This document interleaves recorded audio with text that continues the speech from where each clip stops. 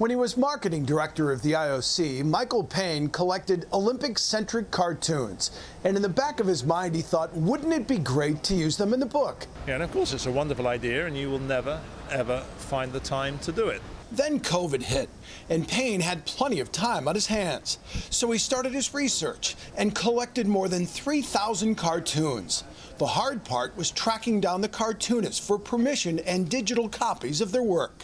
In some countries, perhaps for good reason, because they are fairly, shall we say, critical of the establishment, they don't have a public profile. They don't appear on social media because they're scared of being trolled. The goal was to create a unique history book about the Olympics. For example, did you know that in 1900, club swinging was an Olympic sport?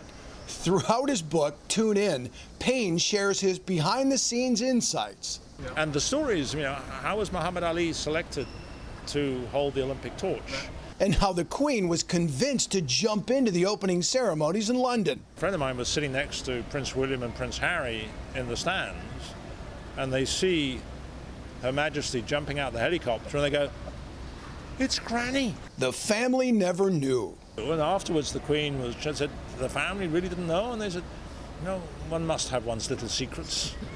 Toon In also delves deep into the constant state of crisis surrounding the games. Doping, Zika, politics. He's not working for the IOC any longer, but Payne still has plenty of friends there, leaving many curious what they thought about his book. The first journalist asked them, "So what do you think?" And they said, "This is a scurrilous, outrageous, and probably libelous book." And they're probably right. And we can't wait for the second edition. In Tokyo, I'm Jack Doles.